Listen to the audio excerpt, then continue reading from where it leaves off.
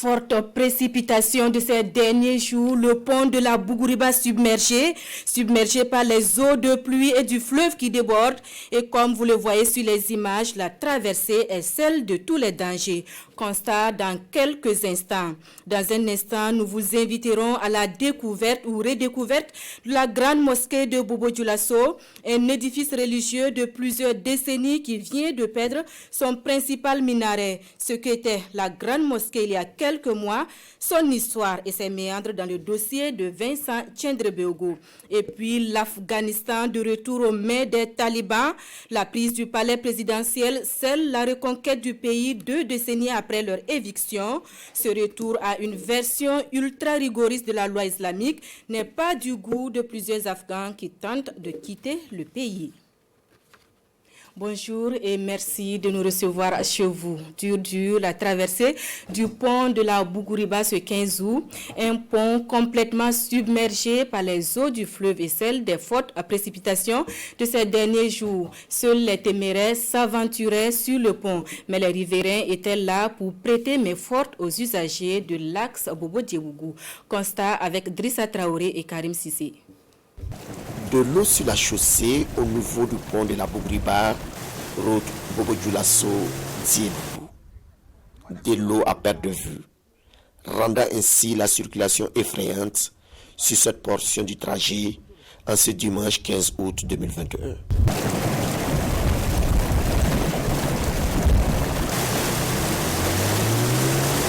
Face à cette situation pénible, des riverains sont sur le lieu. Question d'aider les usagers à traverser la portion. De mémoire d'homme, c'est la toute première fois que l'eau envahit de la sorte cet endroit. Depuis que nous sommes ici, nous n'avons jamais vu une telle quantité d'eau. Ça nous a vraiment surpris. Voilà pourquoi on est venu aider les gens à traverser. Si tu entres dans cette eau en accélérant, ton engin peut s'éteindre au bon milieu.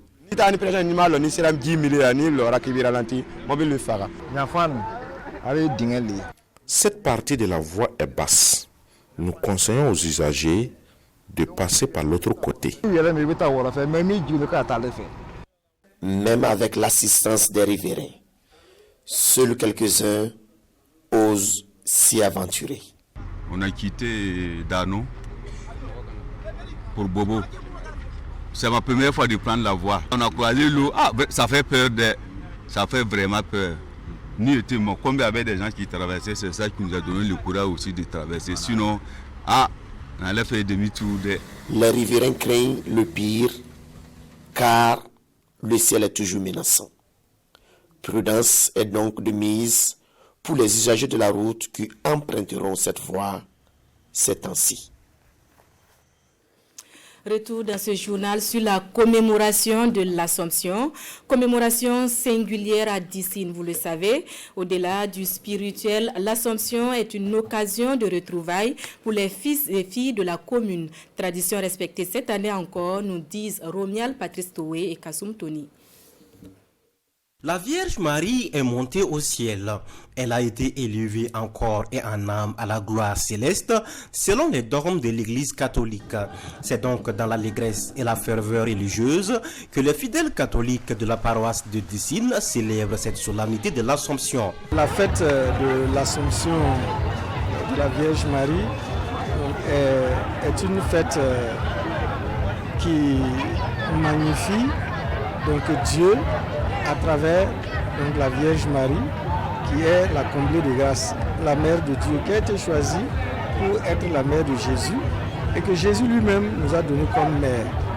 Donc sa place privilégiée, place de choix dans l'histoire du salut. La 15 août est célébrée chaque année avec faste ici à Dissine.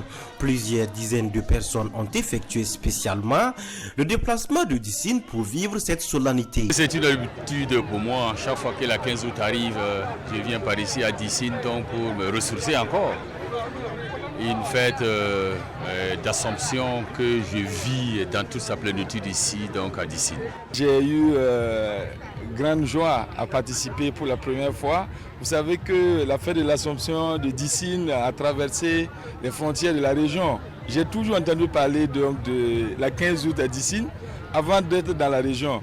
Et aujourd'hui, c'est chose faite, j'ai pu participer et je repars avec de grands souvenirs. La Vierge Marie est un modèle pour nous toutes en tant que filles, en tant que femmes. Et nous prions toujours pour qu'elle nous couvre de ses grâces. En plus de son côté spirituel, l'Assomption à Dissine, c'est aussi des retrouvailles, des rues marchandes et des activités socio-culturelles. De Dissine, nous mettons le cap sur la ville de Sia où l'actualité, vous le savez, reste dominée par l'effondrement du minaret principal de la grande mosquée de Djoulasoba.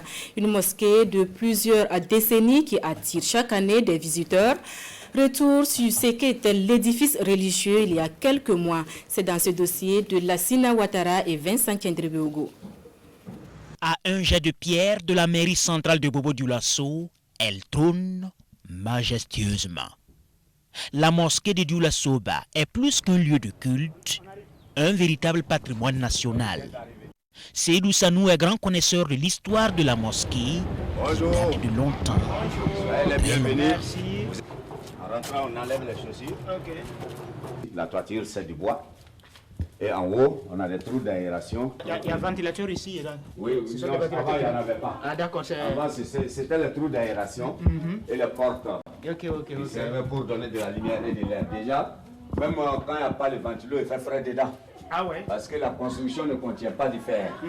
Il y avait du béton dedans, donc on a mis des pierres taillées. Les pierres taillées de ligament, c'est la partie des femmes. Ok, là, ce sont les femmes qui prient voilà. Ici. Ok, je vois.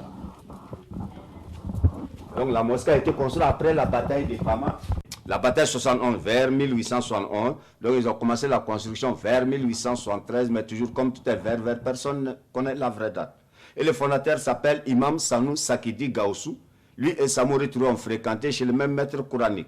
Samori Touré a prié quelques harakats ici avant de continuer sa bataille. Samori Touré. Oui.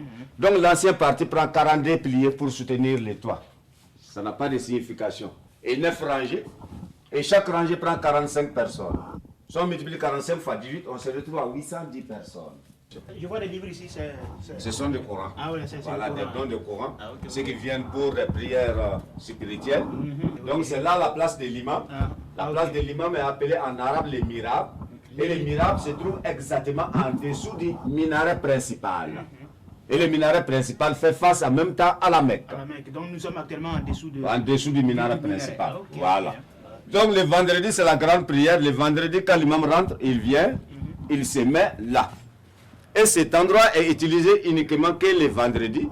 Et cet endroit est appelé en arabe minbar. Minbar.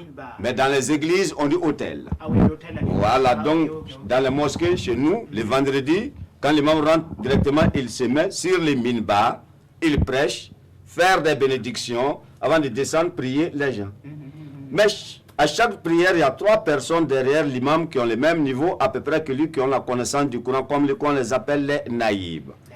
Voilà, en cas, si l'imam se trompe en priant, les 3 là disent Subhanallah, Subhanallah, que Dieu nous pardonne. Et l'imam sait directement qu'il s'est trompé et le répare la prière. Il arrive que l'imam se trompe. Chaque être humain peut se tromper, sauf le bon Dieu. Surtout l'imam qui a 3 femmes ou bien 4 femmes, voilà, avec une vingtaine d'enfants. Dans les années 1800, il n'y avait pas l'électricité. À chaque prière, il y avait 2 muezzins à la fois, celui qui fait appel à la prière, un dans la mosquée et l'autre en haut. Donc en ce moment, quand l'imam d'Allah Akbar, le premier muezzin crie par les trous d'aération et le second en haut crie en haute voix pour que ceux qui sont dehors entendent la voix. Donc maintenant avec les haut-parleurs, un seul reste à côté de l'imam. Donc les outils modernes sont mis à contribution. Voilà. Okay. Très important. À la sortie, la tête. Ah ouais. Du jour au lendemain, les Bobolais se réveillent avec une mosquée dont le minaret est ébréché par des intempéries. Et voici les dernières images de la mosquée qui a totalement perdu sa tour qui dominait une bonne partie de la ville. D'une découverte à une autre et nous allons à présent à la découverte de la station régionale de la nationale de l'image et du son Boucle du Mouhoun. Découverte ou redécouverte qui se fait en compagnie du conseil d'administration de la RTB qui était à Dédougou pour une session de formation sur les techniques budgétaires. Visite guidée avec Yves Rwamba et Draman Sow. Bakary Tchaoun qui nous tient depuis en haleine. Le président du conseil d'administration de la RTB, animateur d'une matinée dans les studios de la RTB Dédougou. C'est une immersion des membres du conseil d'administration de la RTB pour vivre les conditions de travail des agents de cette représentation de la RTB dans la boucle du Mouhoun. Nous avons aujourd'hui, dans le développement de la RTB, un dispositif qui permet de créer des RTB2 dans les différentes régions. C'est le schéma qui est tracé, comment ce schéma se déroule en termes de technologie à développer sur le terrain, en termes de ressources humaines à déployer. Donc, le conseil d'administration a pour rôle de regarder tout cela. La directrice de la RTB Dédougou fait une visite guidée des équipements tout en présentant les opportunités et les défis auxquels font face la RTB dans la boucle du Mouhoun. Nous sommes véritablement une jeune direction qui est en train de prendre ses marques petit à petit. Et recevoir aujourd'hui les membres du conseil d'administration de la RTB, je dis que c'est tout un honneur pour nous. Pourquoi c'est tout un honneur pour nous? Je pense que la visite leur aura permis de toucher du doigt les réalités que nous rencontrons au quotidien dans la collecte, dans le traitement et dans la diffusion de l'information juste au profit de la population de la région de la boucle du Mouhoun.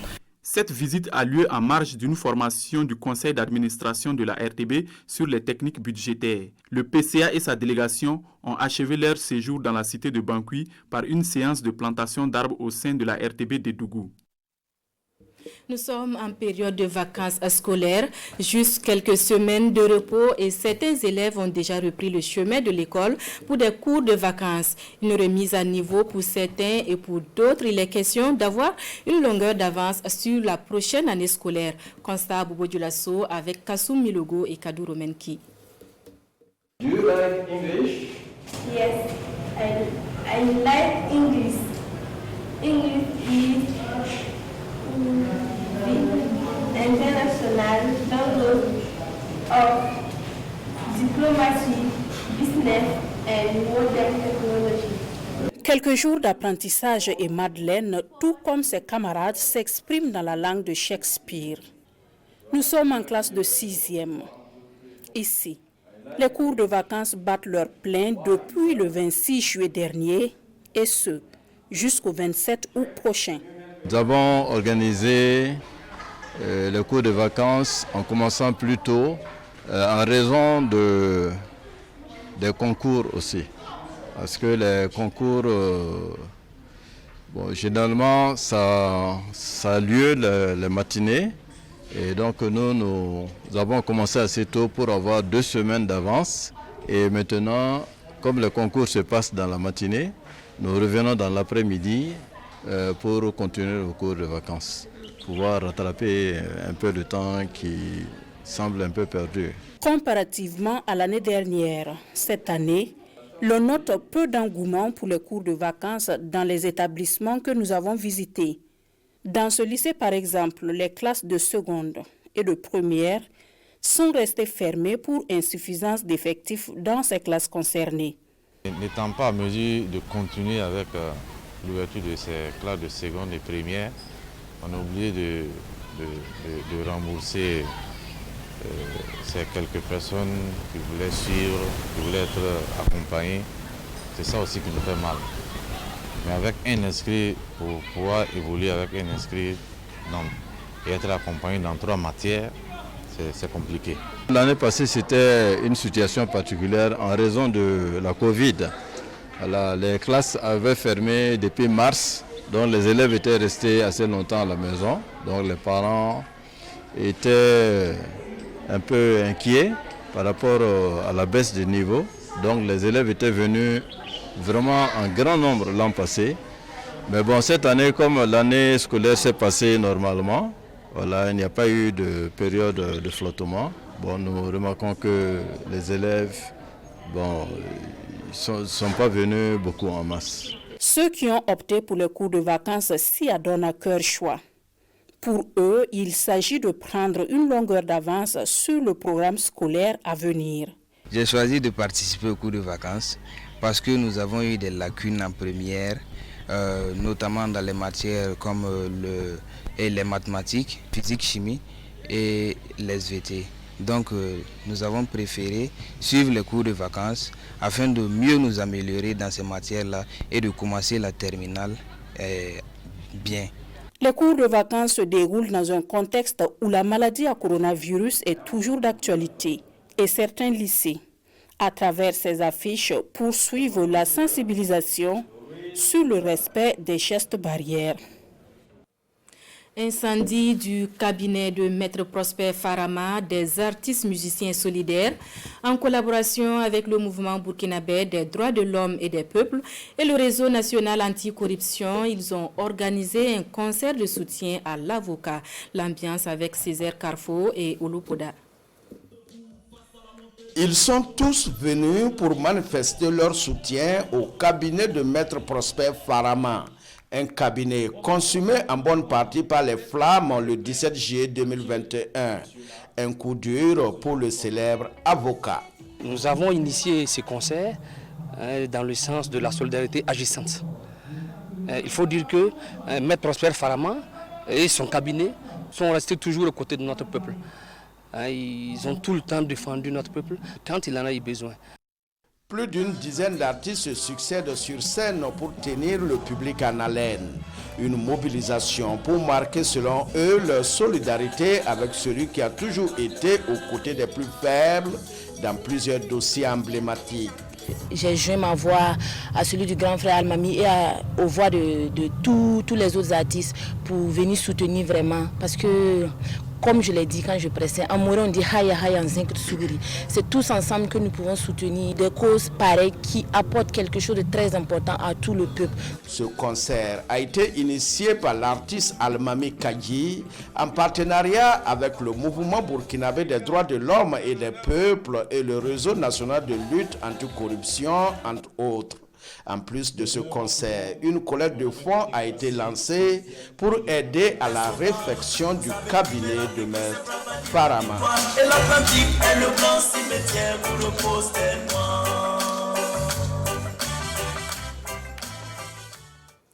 Des nouvelles de notre champion national aux Jeux Olympiques à présent. Hugues Fabrice Zango était hier à Koudougou, sa ville natale. Question de présenter sa médaille à ses fans et aux autorités. La cérémonie organisée à cet effet fut ponctuée d'hommages et de récompenses, nous dit Jérôme Tiendrebiogo. Il est 9h08 lorsque le cortège de Fabrice Zango arrive à Ramongo. La chaleur de l'accueil est un avant-goût de ce qui attendait le médaillé olympique à Koudougou. Escorté jusqu'au palais du chef de canton de Lali, puis chez le chef de terre pour recevoir des bénédictions, Hugues Fabrice Zango est accueilli au gouvernorat où l'attendaient des fans et des personnalités tenant à lui témoigner leur reconnaissance. Sans détour, le président du comité d'organisation plaide pour que le stade national de Koudougou en gestation porte le nom du héros national, Hugues Fabrice Zango. Dieu permette à Hugues Fabrice Zango, bronzé aujourd'hui, d'être doré en 2024 aux Jeux Olympiques Paris 2024, de sorte à ce que, lors que nous allons célébrer en 2024, puisse se dérouler dans l'enceinte du stade Hugues Fabrice Zango. Le patron de l'olympisme burkinabé entend œuvrer pour qu'il soit célébré plusieurs médaillés. Et ce combat commence par l'acquisition d'infrastructures de qualité. Madame le gouverneur, vous avez pris une bonne initiative de trouver un terrain pour qu'on construise un stade correct. Un stade homologué où on va trouver toutes les disciplines dedans.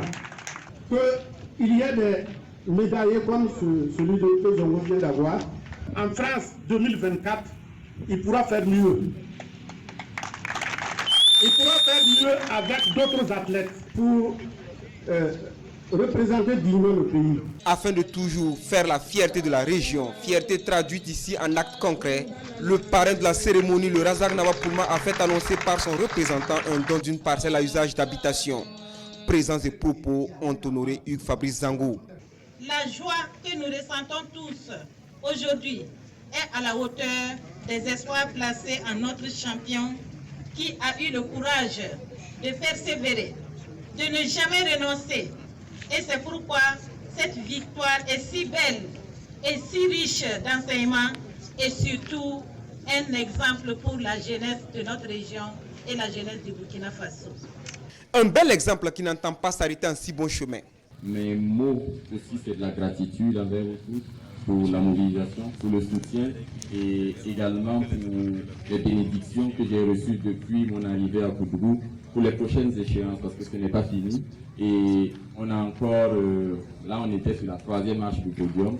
C'est vrai qu'on a indexé le Burkina. Là, il faudrait qu'on impose le Burkina au monde entier. Imposer le Burkina au monde entier parce qu'il sait faire le mieux. Course d'élan, cloche-pied, foulée bondissante et saut. C'est fait, l'Afghanistan est de retour aux mains des talibans. La prise du palais présidentiel hier scelle la reconquête du pays 2 décennies après leur éviction. Ce retour à une version ultra rigoriste de la loi islamique n'est pas du goût de plusieurs Afghans qui tentent de quitter le pays. L'Afghanistan aux mains des talibans 2 décennies après leur éviction par les forces américaines. Sur ces images, les combattants ont investi l'intérieur du palais présidentiel à Kaboul, symbole de leur victoire militaire dans un pays qu'ils ont reconquis à une vitesse foudroyante en moins de 4 mois. Mais alors que de nombreux Afghans craignent pour leur avenir, un porte-parole des insurgés a affirmé qu'il s'agissait d'un soulèvement populaire. Je pense qu'un gouvernement afghan inclusif, c'est la demande, c'est la volonté et le désir du peuple afghan. Ils veulent ce gouvernement. C'est donc un soulèvement populaire. Sur les réseaux sociaux, l'ancien président Ashraf Ghani a publié une déclaration après avoir fui le pays. Il y déclare avoir pris la difficile décision de quitter la capitale afin d'éviter une effusion de sang. Mais alors que les talibans avançaient dans la capitale, les États-Unis, le Royaume-Uni et de nombreux autres pays ont évacué le personnel de leurs ambassades. Plusieurs ont envoyé des troupes pour aider leurs ressortissants à fuir. Le président américain Joe Biden a décidé d'envoyer 6000 soldats pour sécuriser les évacuations de milliers de civils américains et afghans. Au total, le Pentagone estime à 30 000 le nombre de personnes à évacuer.